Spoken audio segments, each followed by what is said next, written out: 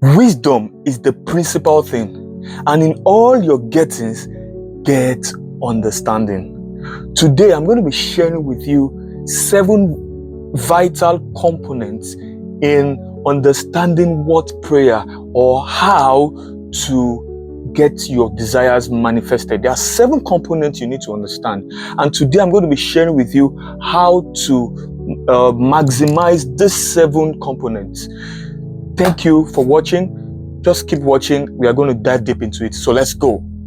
You are welcome once again to a very powerful episode of Inspired by Love. So today we are going to be sharing with you 7 components of understanding. Now we are going to be looking at this from, of course, the Bible perspective and some psychological perspective too, and some hidden meanings in scripture, and of course esoteric meanings, and also scientific meanings too, scientific views. So first of all, let's talk about your identity. Who are you? You see, this is a very, very important component that you need to know. You need to understand your identity. Who are you? Who am I? So once you are able to understand who you are, this is the foundation for the kind of things that you can attract, or it makes you understand your desires. You might not be able to understand it in full. Of course, desires are of the heart, but once you understand your identity, then you are able to, manifest those desires easily. Who are you?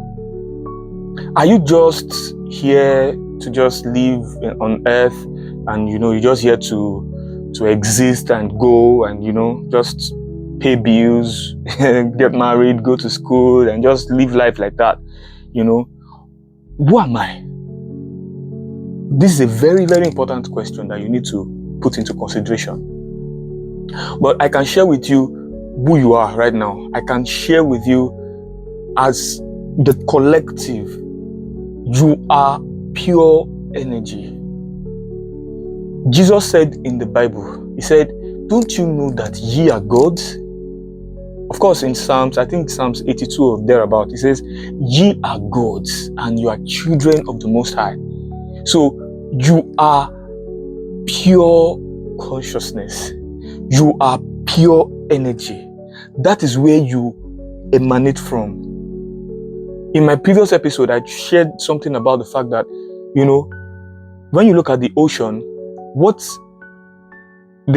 makes the ocean and the drop from the ocean, what makes them similar is the water.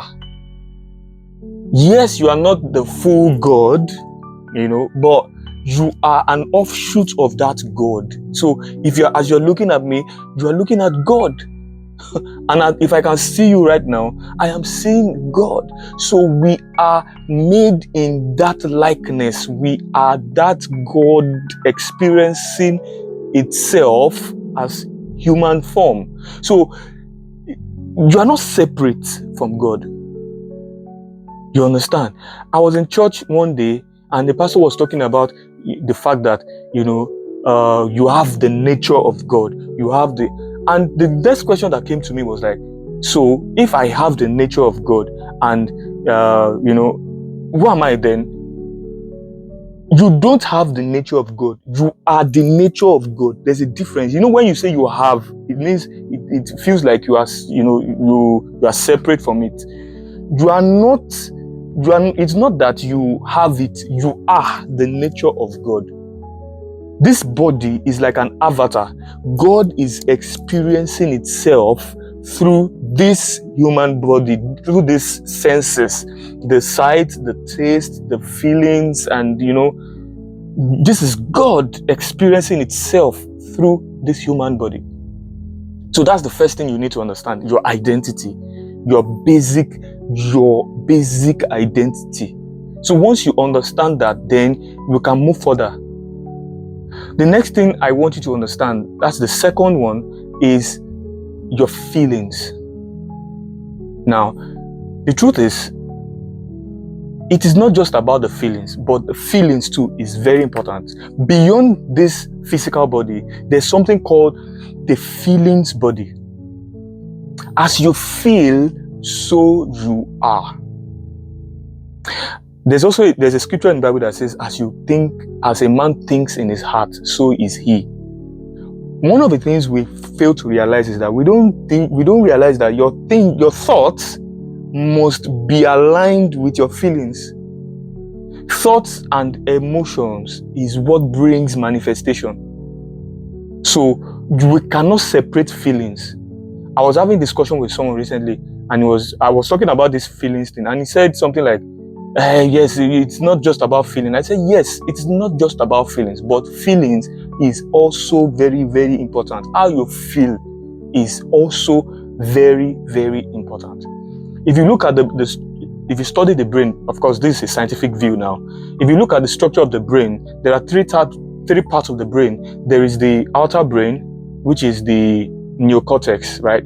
This is the rational part of the brain. This is the one that involves the rational parts, like thinking, I don't want to go deep into the scientific, all those thoughts. But now the second part of the brain is where I'm going, which is the emotional brain, is the feelings brain. It is that emotional brain that is connected to your heart. So your feelings matter. Most of the times, sometimes when you feel in certain ways, in fact, if you check many conversations, have you noticed that in most conversations, you will always hear people say, I feel like. It's a very common thing. I've always noticed that when people are talking, they don't even say I think, they say I feel. Why? Your feelings matter. It matters a lot. So the next thing you need to understand is having, acting, or doing. You see, if you know that you have what you are requesting for, or you desire something, then you need to act accordingly. You need to start acting. You need to come to a point where you have it. I remember this scripture in the Bible, Hebrews 11 verse 1. It says, faith is the substance of things hoped for, the evidence of things not seen. So that evidence is what you have. You must also have it. And if you know that you have it, then you act alongside, or you act in accordance to the thing that you have. So you have it already. That desire, you have it. Someone said something that, you see, nothing in life don't just exist, everything exists twice. It exists, first of all, in the quantum realm, or the realm of infinite possibilities, before it now comes into fruition. That is the physical realm. So you have it. You must know that you have it. It is already there.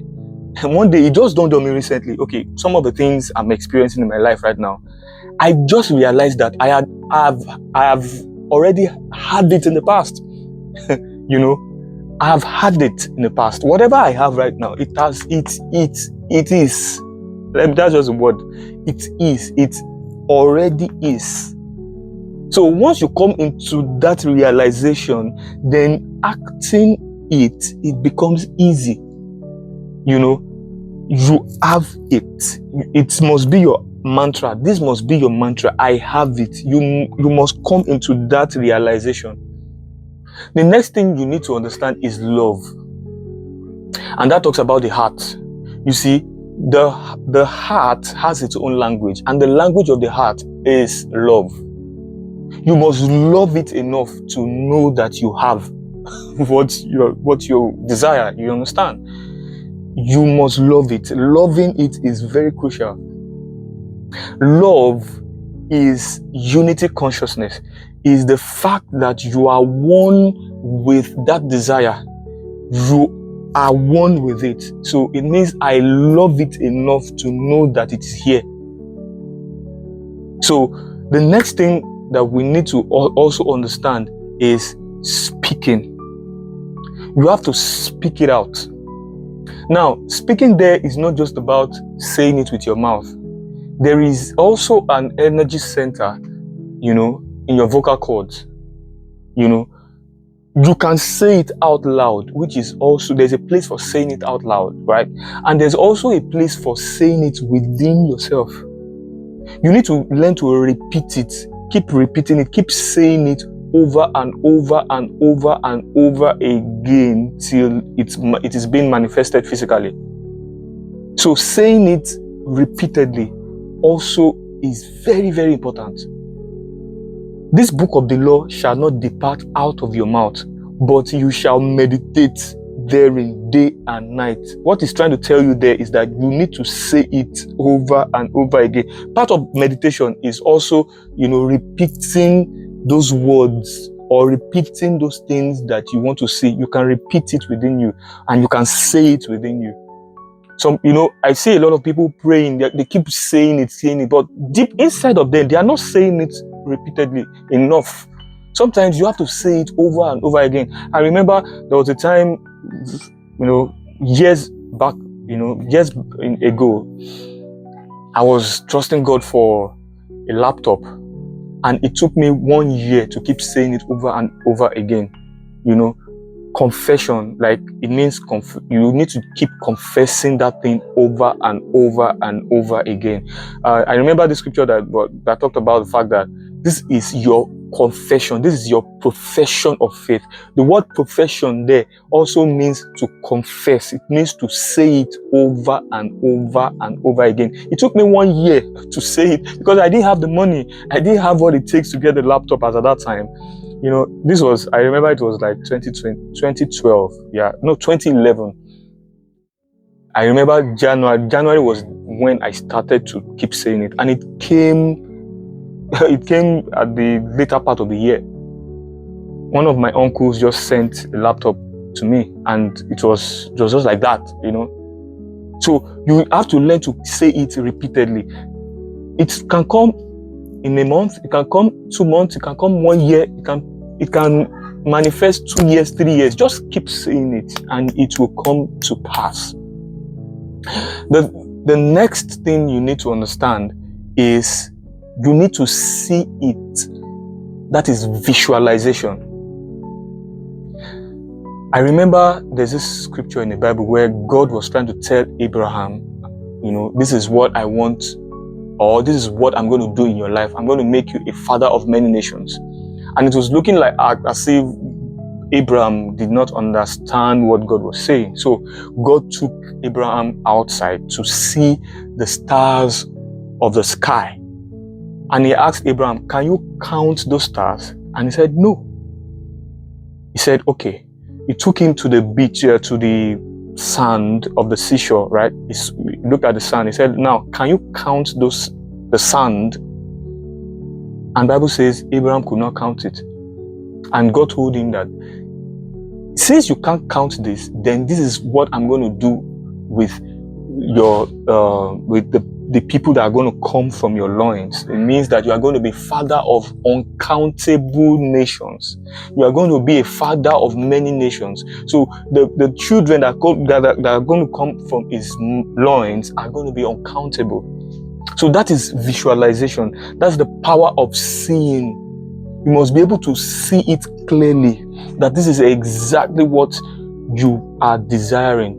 There's a part of the brain that is called the reticular activating system. Have you noticed that if you want, or if you desire something, like for example, let's say a red car, you just notice that everywhere you go, you'll be seeing red cars. You've been seeing red cars, right? Reticular activating system is just like the algorithm. If you check your phones and, if there's a certain type of videos you watch maybe on your Facebook or your Instagram, the algorithm already knows the kind of things you watch regularly, and it keeps sending you videos along that line. So in the brain, it is called the reticular activating system, where you are able to keep seeing those things over and over again. So it's creating images.